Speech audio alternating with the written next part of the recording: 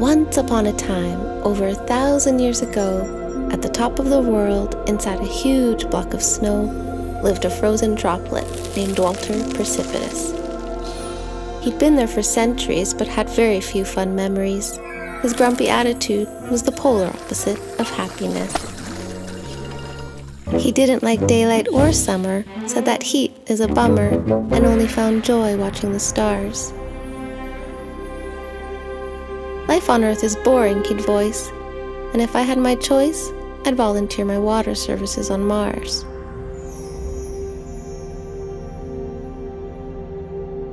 Each morning felt the same. His sad mood was to blame. He spent his days praying for night, turned his back to the sun, watched as others had fun. Poor Walter had no happy ending in sight. As each season went past, feeling no different from the last, Walter preferred to stay quiet and still. While neighbors swam and went wild, every watery man, woman, and child, he chose to just hibernate and chill. "It's fine," he would say. "I like it this way," to the schools of molecules that surrounded him.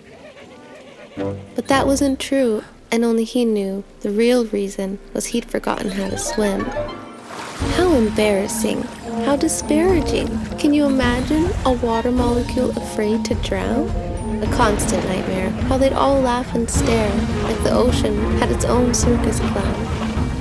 So to distract from his fears and thoughts of jeers from his peers, he daydreamed of a happy place in the sky. A flight through the cosmos with glorious northern light shows. He'd only look back at the earth to wave goodbye.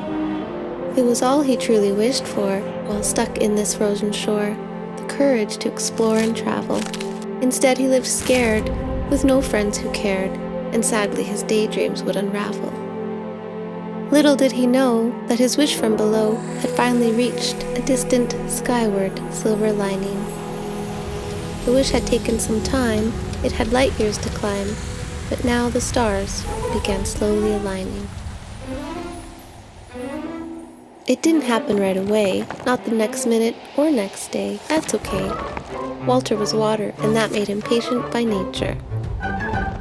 Imagine millenniums feeling like weeks, or seeing mountains form peaks. Then you'll understand how slowly time moves for a glacier. So when the time was finally right, and with all the sky's might, a windy blizzard shifted everything around. In chaos, he rose to the iceberg surface. He felt scared and oh so nervous. He could feel his frozen chest starting to pound. It had been forever since he was here. The sky was so near and clear, and the powerful clouds were dropping snow by the fistful. Then something incredible happened. His sour mood gladdened when a beautiful snowflake landed and said, "Hi, I'm Crystal." Walter's heart began to flutter. His thoughts started to clutter. Confused, he didn't recognize this feeling. Non-stop they would talk, all around the clock. Even in sunshine, Walter's smile was beaming. Crystal had tons of cool stories, of lands and territories, and of the wild things she's seen and done. Walter longed to explore and see more, but fear shut that door. Crystal, though, she made it sound so fun.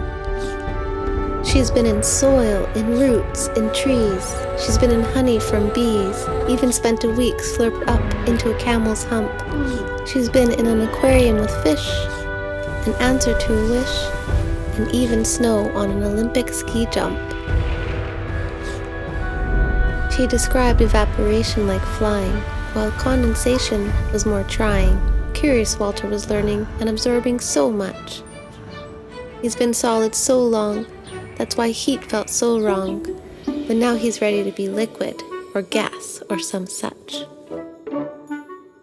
One day she said, "Walter, you know, we should leave this glacier and go," and gave him a look with her wide grin brimming. He lost his breath in a panic, started to feel a bit manic, and finally told her about his fear of swimming. Crystal had to giggle and laugh. It was like numbers afraid of math. She said, "Of course you can swim, you're water." "But I don't remember how. I'd sink like a cow. I can't float or glide like a walrus or otter." At that exact moment, with his confidence dormant, the whole sky was eclipsed by a humongous paw. happened so quickly, the leg moved so swiftly, and Crystal got stuck to a polar bear's claw.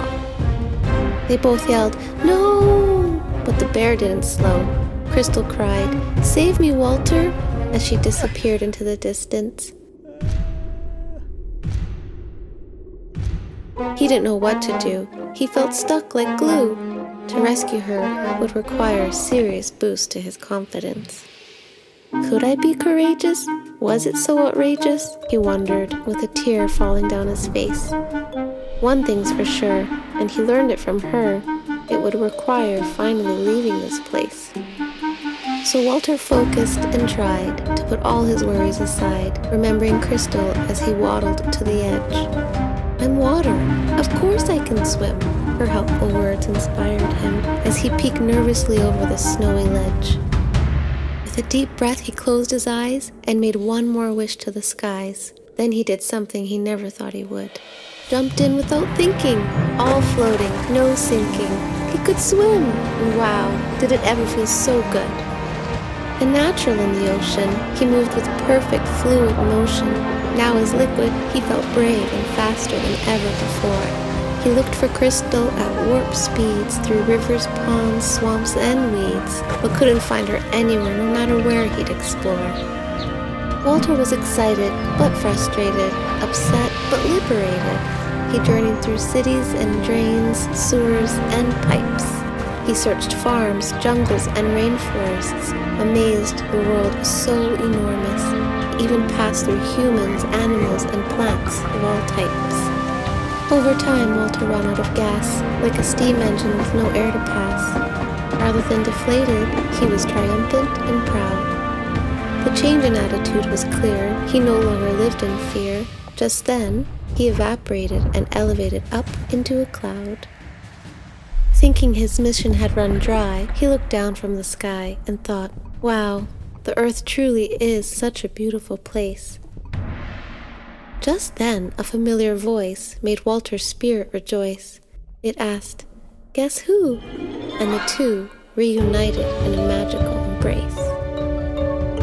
So as our story concludes, and after seeing Walter go through so many different moods, we're happy he's once again smiling with his friend. As for us, simply doing what a silver lining must, we merrily declare the end.